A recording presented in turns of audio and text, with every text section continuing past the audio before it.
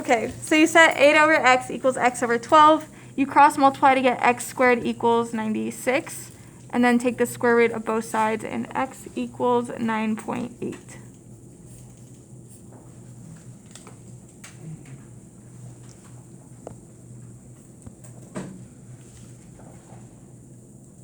Then number 2, write a similarity statement to identify the 3 similar triangles in the figure. As you know, there are 3 triangles. There's the larger triangle, there's the smaller one right here, and then there's one right here. When you name them in a similarity statement, you have to make sure that you're consistent with the corresponding parts. So just starting with this smaller triangle right here, I'm going to name the shorter side, then the medium side. So JML is similar to the larger one, JLK, again short then medium side. And then that is similar to this one, LMK. The test will be multiple choice, so it might not be laid out exactly like that, but again, you're just looking for the statements that are consistent. Okay, next type of problem. Find x, y, and z. This one we spent a day on. We probably could have spent more. But honestly, it's not something you're going to see over and over again. So for this one, it's best to solve for this height first, and we're going to use the geometric mean. This length right here, 25 minus 6 is 19. And then it'll be 6 over x equals x over 19.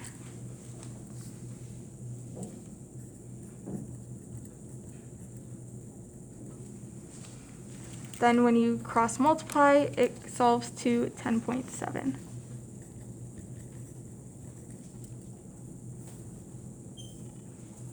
I'm not going to show all the steps because it just gets too crowded.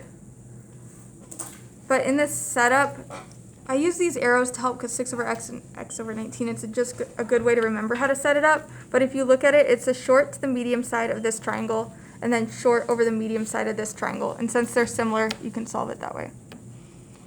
Next is y.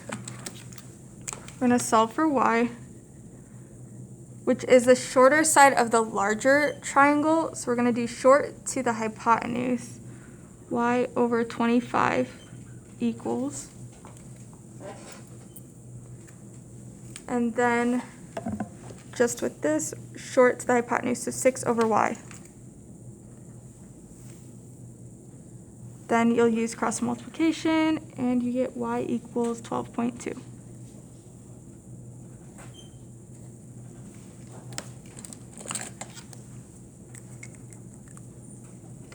And then to find z,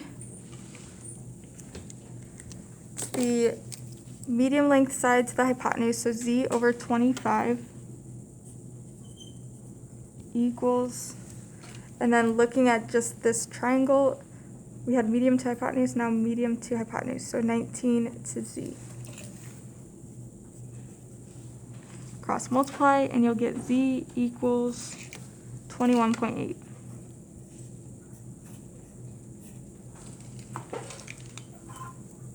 To me, these are the hardest ones on the page. The next one is set up a little bit differently. I made sure to have like a variety of types of problems that would show up on the test. Some of these exact problems will be on the test, and then the other ones are just like these. So looking at what we have for number 4, I have the short side of the longer triangle to the hypotenuse here. So I'm going to do 10 over 20, so short to hypotenuse. And then I'm going to put that equal to short to hypotenuse, y over 10. And then solve it.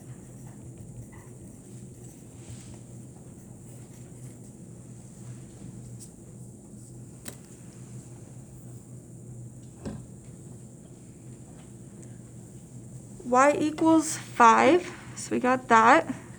Then x is kind of easy to solve in this one. 20 minus 5 would be 15, so x must be 15. And then we're going to find the length of z. So medium to the hypotenuse, so z over 20. And then medium to the hypotenuse, so 15 over z.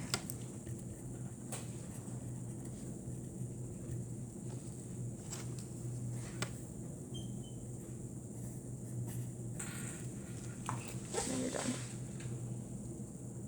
Okay, it gets easier from here on out.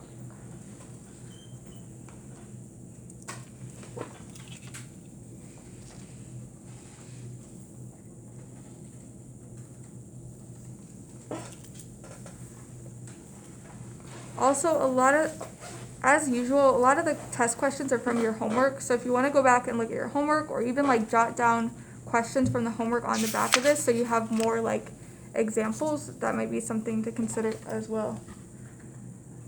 Next, now it gets easier. These we're going to use Pythagorean Theorem to solve for a side length. So Pythagorean Theorem is a squared plus b squared equals c squared. And the legs are a and b, and then the hypotenuse is c. So we're going to plug that into the equation. 13 squared plus 23 squared equals x squared. 169 plus... Wait. What's that?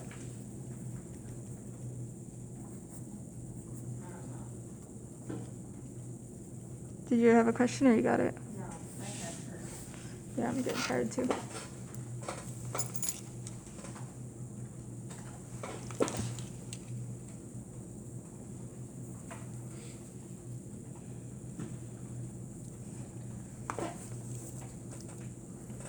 Okay, number 6. We're using Pythagorean Theorem for this as well. This time we're going to solve for a leg. So this is your a and b, and then your c. So it'll be set up like this. X squared plus 21 squared equals 34 squared. And we're solving for x.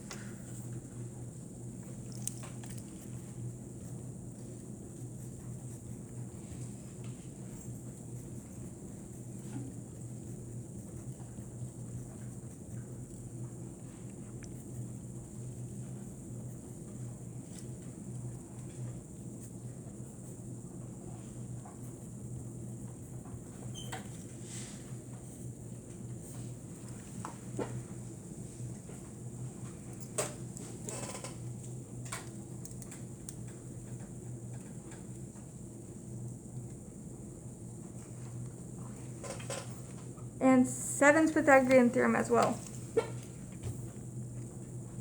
If you're not quite done copying this, I'll go back to the bottom in a second. So number 7, let's see.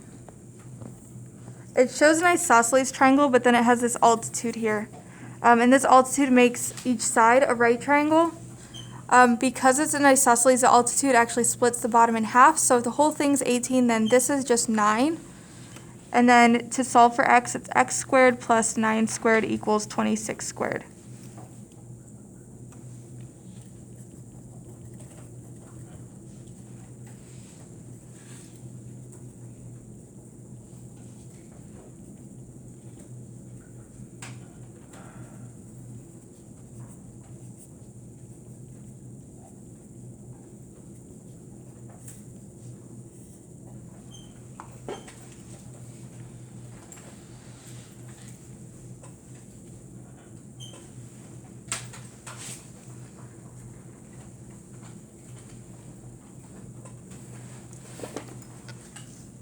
Okay, the next type of problem has to do with Pythagorean Theorem as well. It says determine whether each set of numbers can be measures of the size of a triangle, and then classify it as acute, obtuse, or right. So first up, we have to determine if these are a triangle. If it is a triangle, then the two shorter sides will add to a number that's greater than the third side. So for example, 10 plus 11 is 21, and since that's greater than the third side, 20, then yes, this can make a triangle, so yes. For this one, 5 times square root of 2 plus 10 would have to be greater than 11. I don't know what exactly that would equal, but it is going to be greater than 11, so yes, there as well. And then 65 plus 72, is that greater than 97? Yes, it is. So all three of these are triangles. Now we have to determine if they're acute, obtuse, or right. I'm going to make a little note, and I'm going to be writing very tiny. If you want to write this on the back, you can. A right triangle is a squared plus b squared equals c squared. The numbers would work and be equal. For an acute triangle, a squared plus b squared would be greater than c squared. And then obtuse would be a squared plus b squared is less than c squared. So acute, I think of like a smaller angle. For acute, c squared has to be small. For obtuse, c squared would be large. And that's a good way to remember it. Now that we have the rules, we have to go through and do the Pythagorean theorem to these numbers to see what happens. So 10 squared plus 11 squared compared to 20 squared.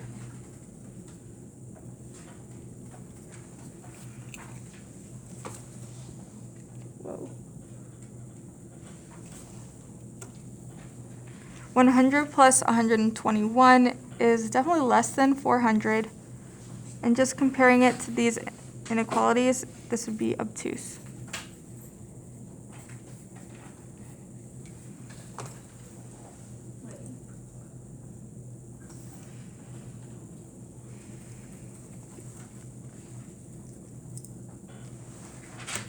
Then the next one.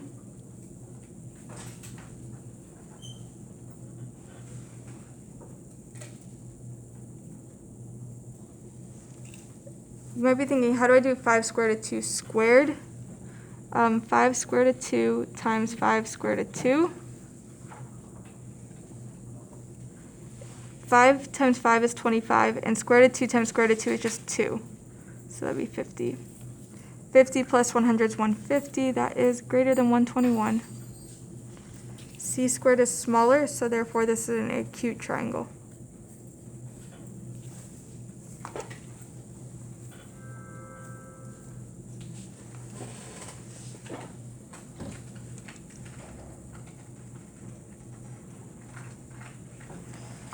Number 10 comes out to be a right triangle. You would do 65 squared plus 72 squared equals 97 squared.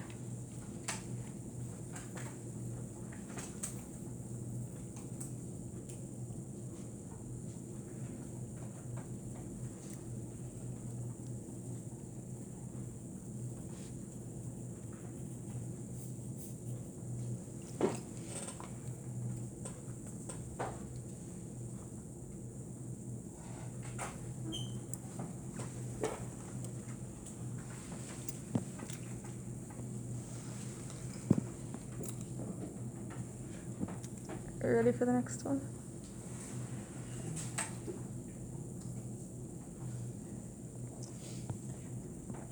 Now we're going to look at the special right triangles that we learned about. We're starting with the 45, 45, 90 degree special right triangle, so the one that had 45 degrees here, 45 degrees here, and the 90 degree angle. With that triangle, the legs were the same measure, so we had an x and x, and then the hypotenuse was x times square root of 2.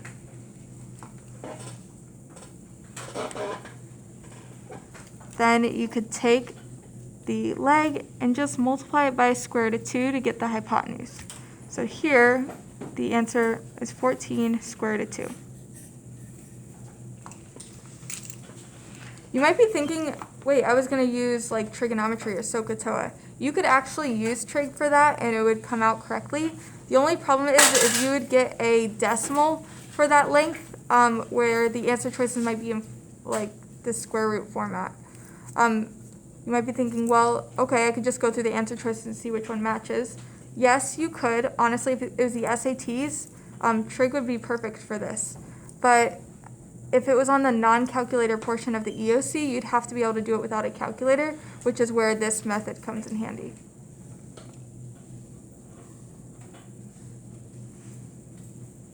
Number 12 is set up the exact same way. It's a 45, 45, 90 degree triangle. You can multiply the leg by square root of 2, and you get 22 square root of 2.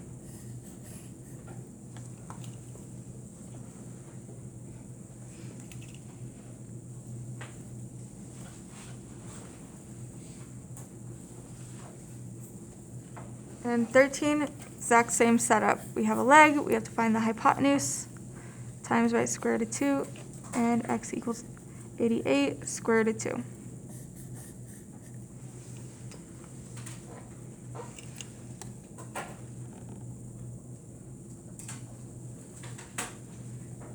Next one. Now we have a 30, 60, 90 triangle. I see the 90-degree angle, I see 30 degrees. This has to be 60 because it would add to 180. For the 30, 60, 90-degree triangle, the shortest side was always opposite the 30-degree angle, so this is our S. Then to find the length of the hypotenuse, you can multiply that by 2, 2S.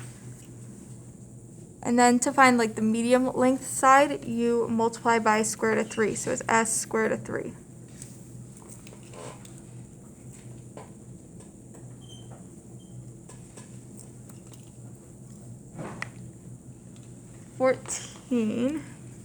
So they gave us the shortest side. We know it's the shortest side because it's opposite the 30-degree angle. To get the hypotenuse, multiply by 2 to get 18. And then to get this, you get 9. You're multiplying by square root of 3. So 9 square root of 3 is the answer.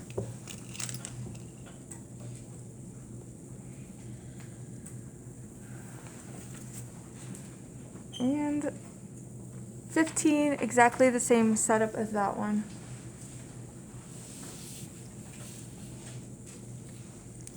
We have our short side. You can multiply that by 2 to get the hypotenuse, which is 40. And then multiply by square root of 3 to get x. So our answer would be 20 square root of 3 for x.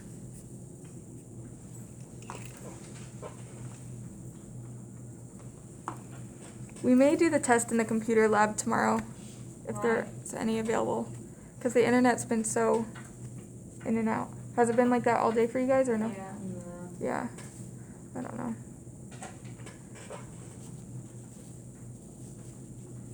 So then we'll start trig, which you guys should be pretty good at. 16, find the length of the side.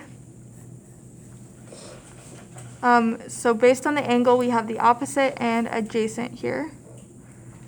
Write down SOHCAHTOA.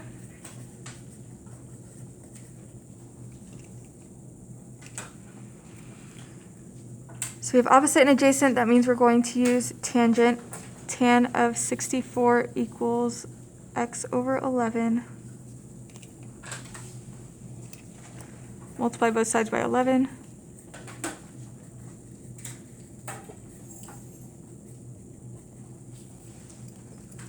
And then you would plug this in the calculator to get the answer. This says to round to the nearest hundredth, so that's what I did.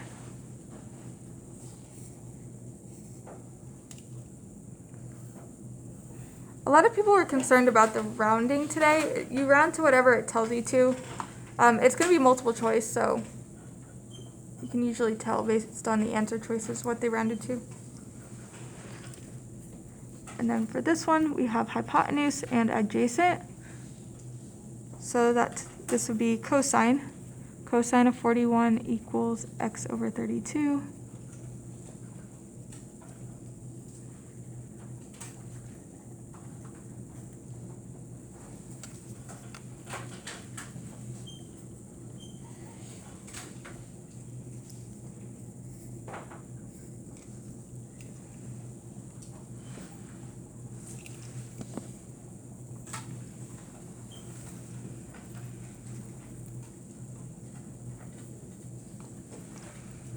Next examples. This one, it might have been kind of tricky at first glance, but it says use a calculator to find measure of angle B. So that's important because that tells you which angle you're focusing on. So then we have the hypotenuse and adjacent side. So we're going to use cosine B equals 25 over 30.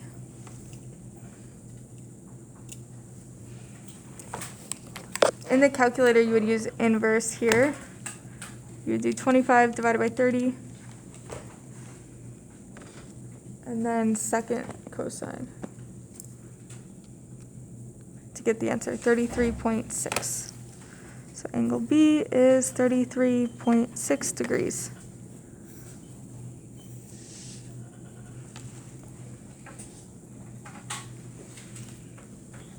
Same thing, focusing on angle B.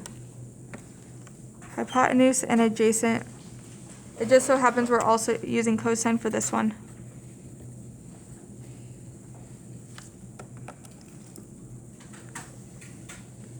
Use the inverse to get x equals 79.7 degrees, or angle B, if you want to use B, 79.7 degrees.